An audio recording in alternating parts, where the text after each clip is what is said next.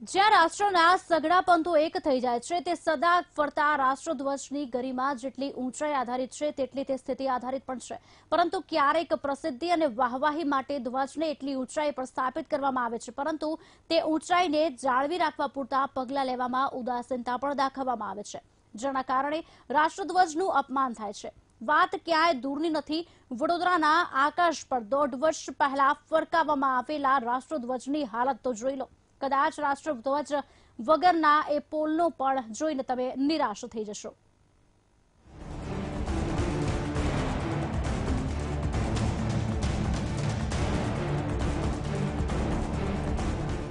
કેમ નથી ફરકતો 12 માસ રાષ્ટ્રધ્વજ?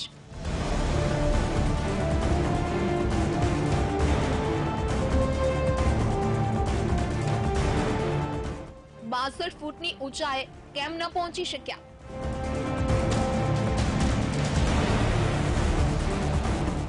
જાહેરાતોમાં શુરા, અમલમાં કેમ અધૂરા?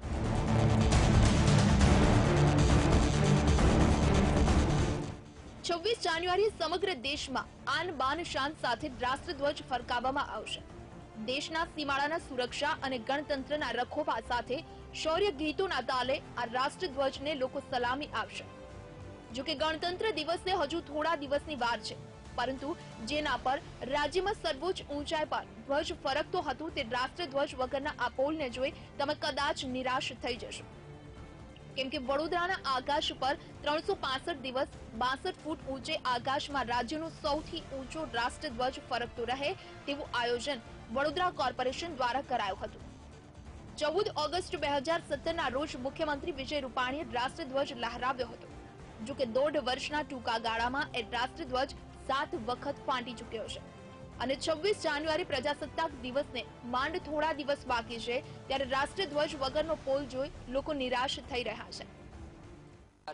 ઓછામાં ઓછા 7 થી 10 વાર ઝંડો ફાટી ચૂક્યો છે અને દેશનું ખૂબ અપમાન થઈ રહ્યું છે અને ઝંડાનું બી અપમાન થઈ રહ્યું છે।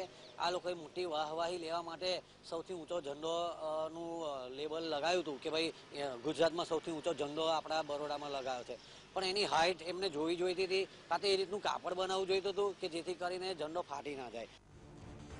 માત્ર રાષ્ટ્રધ્વજની જ સ્થિતિ નહીં, પરંતુ 42 લાખના ખર્ચે તૈયાર કરાયેલી આ જગ્યા એ આજે જાડી ઝાંખરા ઉગી નીકળ્યા છે।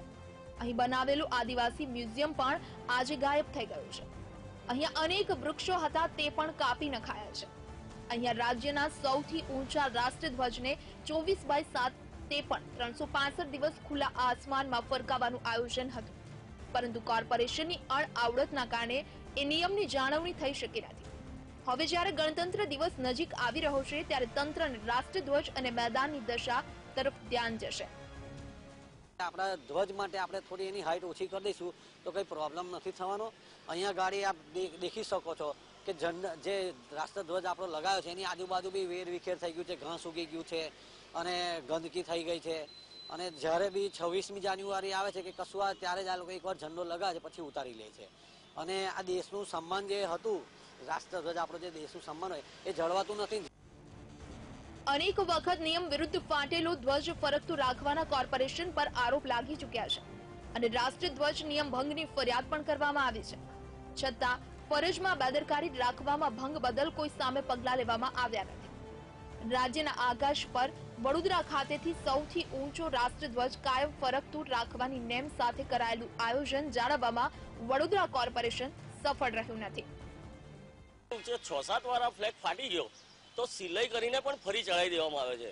જે ફ્લેગ કોડ ઓફ ઇન્ડિયામાં સિલાઈ કરીને ચડાવવાની ફાટેલો ફ્લેગને હંમેશા નષ્ટ કરવો પડે એની પણ રીત આપેલી છે, કેવી રીતે એને ડિસ્પોઝ કરવો અને નવો ફ્લેગ ચડાવવો પડે। તો આ ફ્લેગ કોડ ઓફ ઇન્ડિયાનું વાયોલેશન છે। આમાં મને કોઈ રાષ્ટ્રભાવનાથી લગાયેલો હોય એવું દેખાતું નથી, માત્ર પોતાની પ્રસિદ્ધિ લેવા માટે આ લોકોએ ફ્લેગ ચડાવ્યો હોય ને ફ્લેગનું વારંવાર અપમાન આજ સુધીમાં કરતા જ રહ્યા છે। વાહવાહી માટે રાષ્ટ્રધ્વજને ગજા બહારની ઊંચાઈ પર વડોદરા કોર્પોરેશને ફરકાવવાનું આયોજન કરી દીધું અને તેમના આયોજન પર સરકારે પણ વગર વિચાર્યે મત્તું મારી દીધું, પરંતુ વાહવાહીની ઊંચાઈ સર કરવામાં રાષ્ટ્રધ્વજની ગરિમા જાળવવા માટે ચુસ્ત આયોજન કરવાનું જ રહી ગયું અને 1.5 વર્ષના ગાળા દરમિયાન રાજ્યના આકાશમાં 62 ફૂટની ઊંચાઈ પરથી રાષ્ટ્રધ્વજનું વારંવાર અપમાન થતું રહ્યું છે। હવે જ્યારે 26મી જાન્યુઆરી નજીક છે ત્યારે લોકો ઈચ્છી રહ્યા છે કે જર્જરિત થયા વગરનો કાયમ ફરકતો રહે તેવી ગુણવત્તા સાથેનું રાષ્ટ્રધ્વજ કોર્પોરેશને આગામી 26મી જાન્યુઆરીએ ફરકાવવો જોઈએ। 26 જાન્યુઆરી આવી રહી છે, પ્રજાસત્તાક દિવસ આવ્યો છે, તો આ માસ્ક ખાલી ઉભો રહે તો ખૂબ દુઃખદ વાત છે। એની ઉપર માન સન્માનથી ભારતનો ફ્લેગ ચડાવવો જ જોઈએ। રાષ્ટ્રધ્વજ અંગેના વિવાદ વચ્ચે ગુજરાતની જનતા આગામી પ્રજાસત્તાક દિવસે મોટી સંખ્યામાં સમા વિસ્તાર પહોંચશે અને ત્યાં સુધી કોર્પોરેશન તંત્ર રાષ્ટ્રધ્વજ લગાવે છે કે નહીં તે જોવું રહ્યું। કેમેરામેન કિશોર સાગર સાથે માનુ ચાવડા, વીટીવી ન્યૂઝ,